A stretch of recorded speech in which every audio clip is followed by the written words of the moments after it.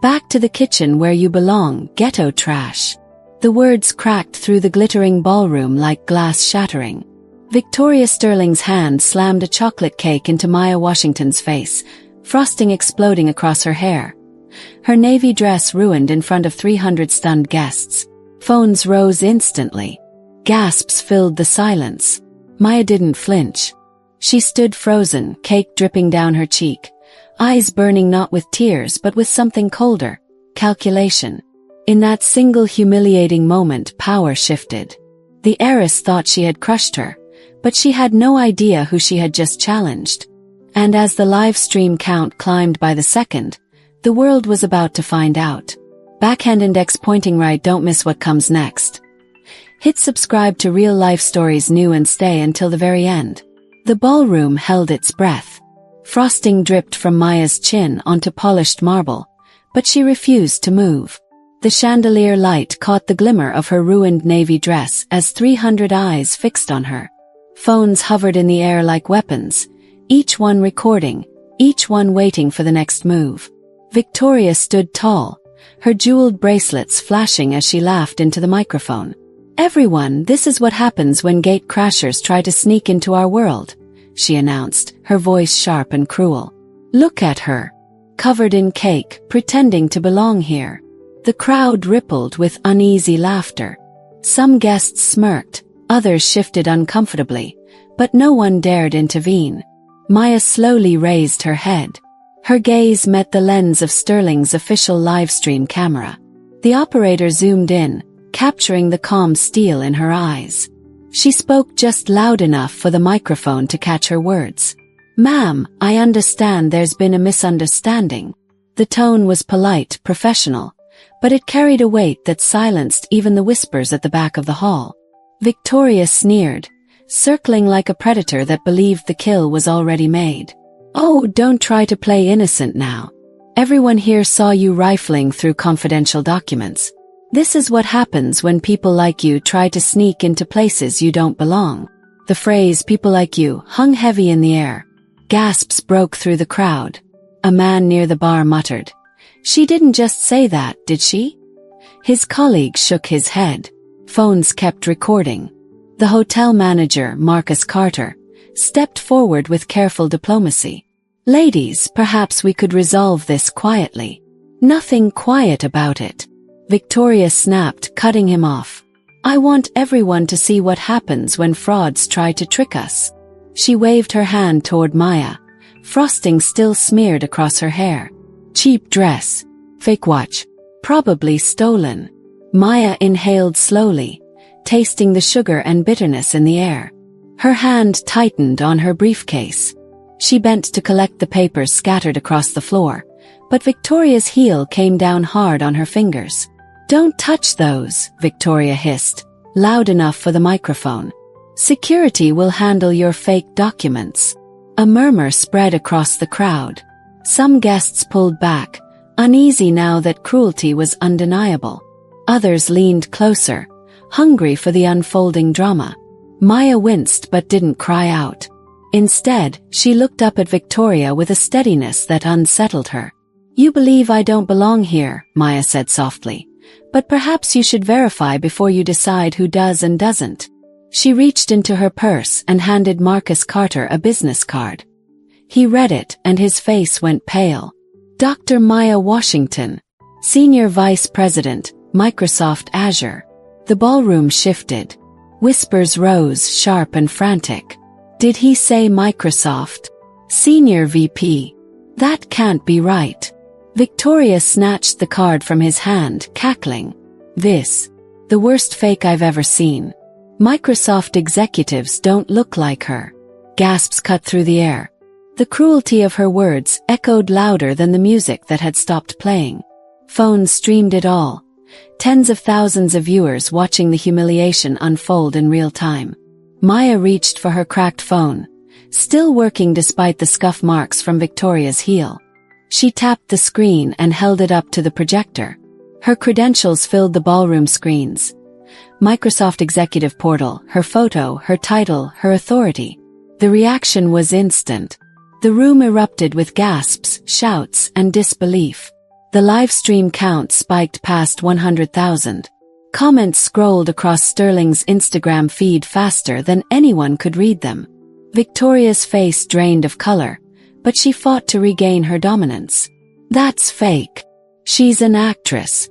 You all saw her. She's covered in cake. Before Maya could respond, Carter dialed Microsoft's main number. He placed the phone on speaker. The call connected. Microsoft Corporation, Redmond headquarters. How may I direct your call? Yes, Carter said, his voice tight. Please connect me to Dr. Maya Washington's office.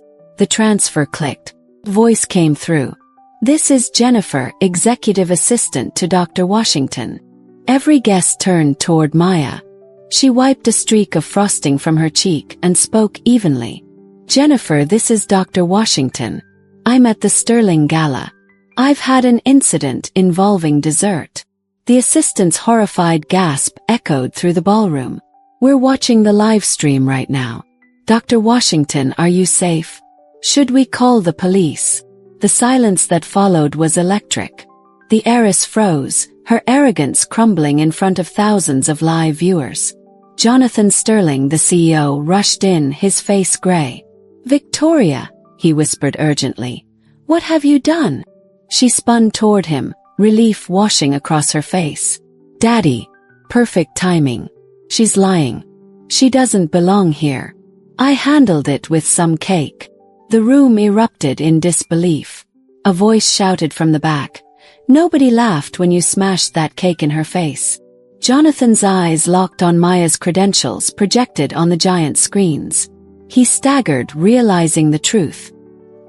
He turned back to his daughter, horror etched into every line of his face. Oh God, Victoria. But she refused to stop. You're all blind.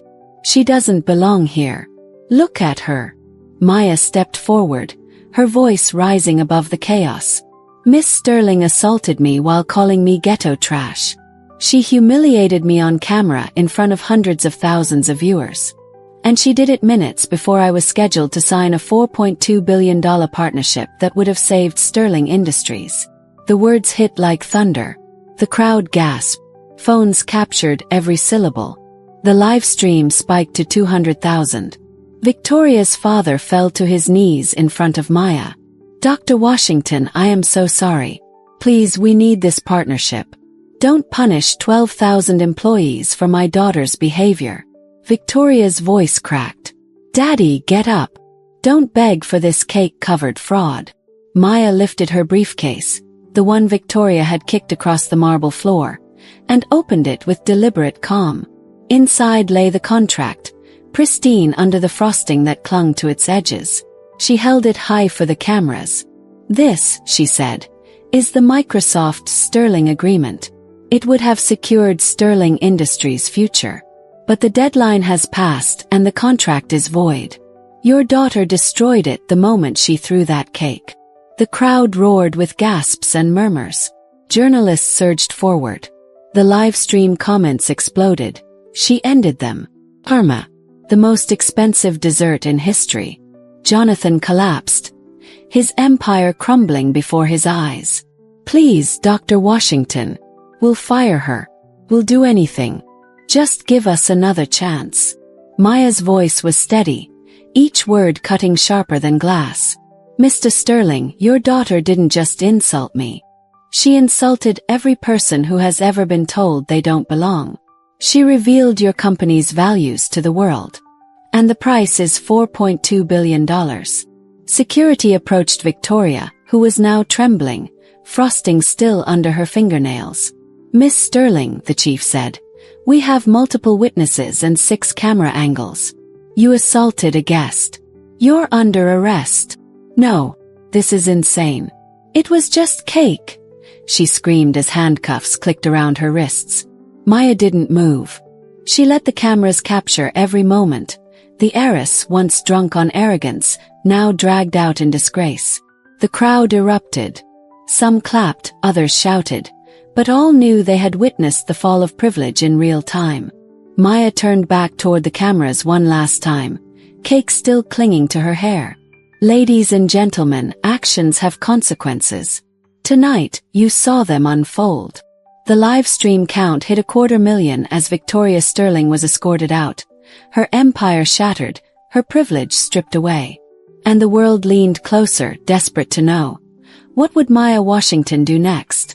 When the ballroom finally emptied, Maya walked alone through the quiet corridor, her heels clicking softly against the marble. The weight of the night pressed on her shoulders, yet beneath the exhaustion there was clarity. She had not only defended her dignity, she had revealed a truth far greater, that respect cannot be bought, and arrogance cannot survive the light of exposure.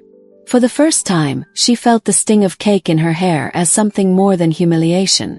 It was proof that cruelty can backfire, proof that even the smallest act of contempt can unravel an empire. Watching Victoria led away in disgrace, Maya understood that strength is not in shouting louder but in standing firm when silence would be easier. She paused at the hotel doors, city lights flickering against the glass. In that reflection she no longer saw a victim covered in frosting, but a leader who had turned insult into consequence. And as the cameras followed her out into the night, the lesson was written clearly for everyone who had witnessed it. Truth carries farther than privilege ever can. If this story moved you, don't keep it to yourself. Like this video, share it with someone who needs to hear it, and subscribe to Real Life Stories New for more stories where dignity reshapes destiny.